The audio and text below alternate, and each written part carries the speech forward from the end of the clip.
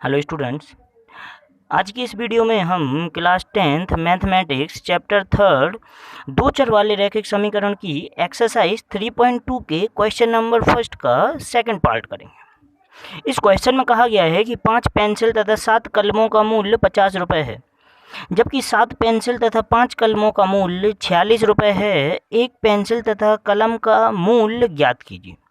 तो एक पेंसिल और एक कलम का मूल्य हमें ज्ञात करना है, और वो भी ग्राफीय विधि से।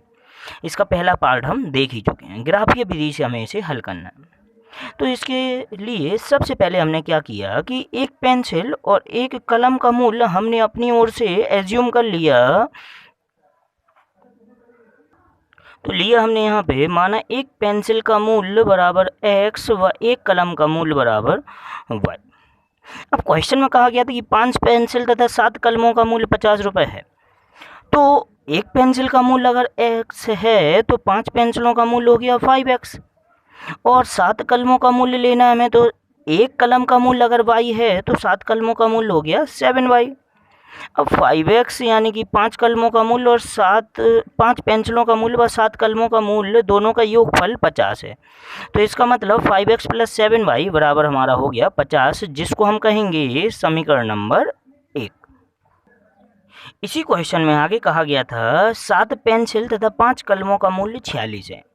तो 7 पेंसिलों का मूल्य हमारा कहा जाएगा 7x, और 5 कलमों का मूल्य कहा जाएगा 5y, और दोनों का जो योगफल है वो 46 है। इसका मतलब 7x प्लस 5y बराबर हो गया 46। ये हो गया हमारा समीकरण नंबर 2। तो दिए गए प्रश्न के अनुसार हमने हमारे दो समीकरण बना लिए। तो एक समीकरण युग्म हमें पता चल गया। अब इन दोनों समीकरण युग्मों से हमें एक ग्राफ दर्शाना है, और उस ग्राफ से हमें इन दिए गए समीकरणों का हल पता लगाना है। अब ग्राफीय प्रदर्शन के लिए हमें इनके पहले दिए गए समीकरणों के कम से कम 2 हल ज्ञात करने पड़ेंगे। तो दो दो बिंदु ज्ञात करने के लिए हमने इस प्रकार से टेबल्स बना ली, कॉलम बना लिए एक्स और वाई वाले। इन दिए गए समीकरणों में हम x या y में से किसी एक को अपनी ओर से मान देंगे, और दूसरा मान हम उस दिए, और y अगर x को हम मान देंगे तो उस बचे हुए y का मान हमारे x के आधार पर निकलेगा। अगर y को हम मान देंगे तो बचा हुआ x हमारा उस दिए गए मान के आधार पर ज्ञात होगा। तो पहला समीकरण है हमारा 5x प्लस 7y बराबर 50। इस समीकरण में हम अगर x के स्थान पर 0 रखते हैं तो ये 5x बराबर पूरा 0 हो जाएगा, और यहाँ पर जो 7y बराबर 50 बचेगा, तो 7 से हमारा 50 तो कैंसिल होगा नहीं। तब हमें x को कुछ ऐसा मान देना पड़ेगा जिसको इस समीकरण में रखने पर और सॉल्व करने पर जो भी संख्या आएगी वो 7 से डिवाइड हो जाएगी। तो इसे हम क्या करें, हमने यहाँ पर लिखा x बराबर अगर हम 10 लेते हैं, x बराबर कितना ले रहे हैं 10। तो लिया हमने यहाँ पे x बराबर अगर हमने 10 लिया तो ये हमारा बन जाएगा 5 इंटू 10 प्लस 7y बराबर 50। यहाँ पे आपका 50 आ जाएगा, प्लस 7y इक्वल्स टू 50। पक्षांतर करेंगे, यहाँ पर जाने पर माइनस का हो जाएगा। 7y बराबर 50 माइनस 50, घटाने पर आपका 0 आ जाएगा, और 7 से अगर हम 0 को डिवाइड करेंगे y की वैल्यू हमारी आने वाली है 0। तो ये आ गया हमारा 0। अब दूसरा मान हम ना, अब x बराबर अगर हम ले लें 3, x बराबर अगर 3 रखते हैं तो 5 into 3 plus 7y equals to 50। Calculate करने पर हमारा आ जाएगा 15 प्लस 7y इक्वल्स टू 50। 15 ने छोड़ जाएगा, माइनस का हो जाएगा, यही हमारा आ जाएगा 7y इक्वल्स टू 50 माइनस 15। यही हमारा बन जाएगा 7y इक्वल्स टू 35, और 7 से 35 5 टाइम्स कैंसिल। ये हमारा आ गया y इक्वल्स टू 5। इस दिए गए समीकरण 5x plus 7y equals to 50 के हमने दो बिंदु ज्ञात कर लिए। पहला बिंदु हो गया 10,0 और दूसरा हो गया 3,5। ऐसे ही हम इस दिए गए समीकरण 7x plus 5y equals to 46 के भी दो बिंदु ज्ञात कर लेंगे।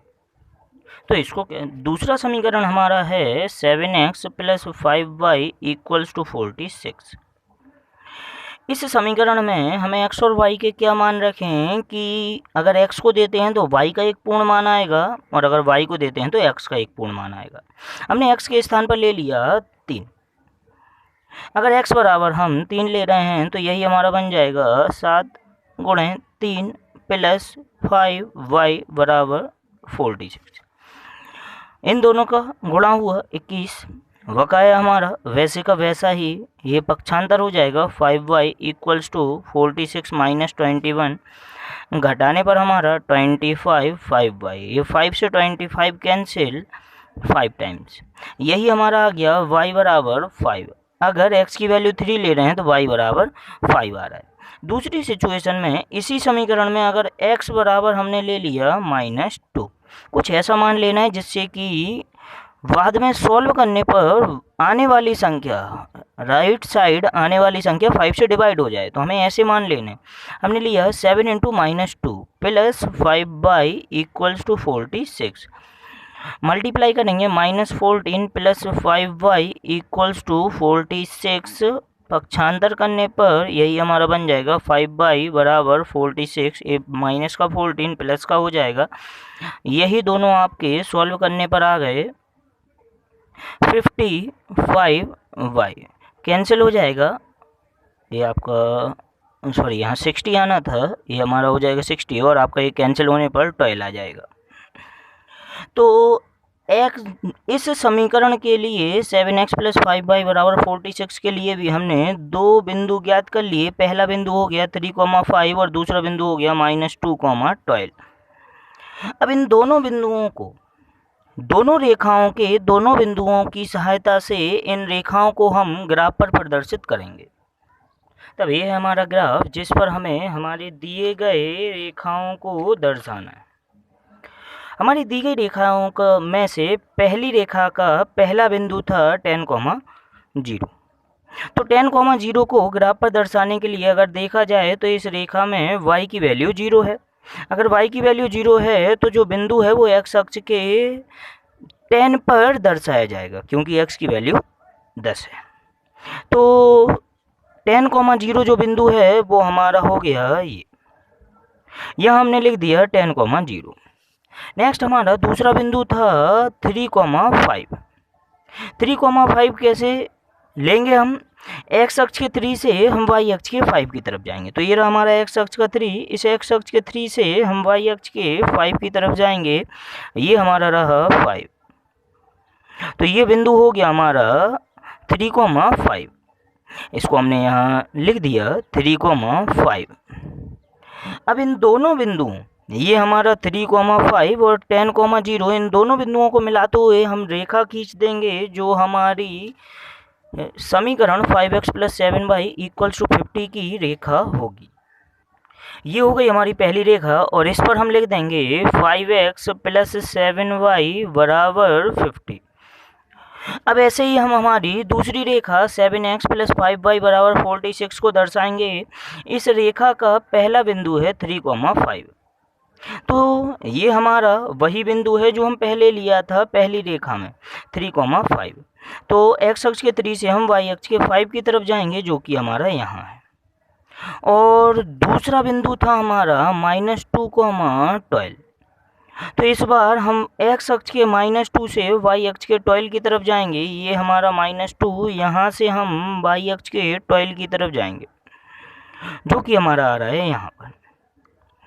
इन दोनों बिंदुओं को मिलाते हुए हम हमारी रेखा खींच देंगे जो कि हमारे दिए गए समीकरण 7x प्लस 5y बराबर 46 को दर्शाएगी। तो ये हो गई हमारी वो रेखा और इस पर हम लिख देंगे 7x प्लस 5y बराबर 46। अब हमें ज्ञात क्या करना था? हमें इनको ग्राफ पर दर्शाने के पश्चात यह पता लगाना था कि x और y की वैल्यू क्या है। तो x और y की वैल्यू कैसे निकलेगी? ये दोनों रेखाएं ग्राफ पर जहां पर प्रतिच्छेद कर रही होंगी उन बिंदुओं के निर्देशांक ही हमारे x और y के मान होंगे। तो ये दोनों रेखाएं हमारे इस बिंदु पर प्रतिच्छेद कर रही हैं जिसका निर्देशांक है 3,5। इसका मतलब x बराबर हो गया हमारा 3 और y बराबर हो गया 5। अब x हमने किसको माना था? x हमने माना था एक पेंसिल का मूल्य और y माना था एक कलम का मूल्य। तो एक कलम का मूल्य हमारा, एक पेंसिल का मूल्य हमारा हो गया 3 रुपये और एक कलम का मूल्य हो गया हमारा 5 रुपये। एक पेंसिल का मूल्य बराबर 3 और एक कलम का मूल्य बराबर 5। तो इस प्रकार से हमें इस दिए गए प्रश्न का हल ज्ञात करना था। आई होप स्टूडेंट्स आपको ये वीडियो पसंद आई हो। एक बार इस चैनल को सब्सक्राइब कर लीजिए ताकि लेटेस्ट वीडियोज़ आपके पास पहुंच जाएं।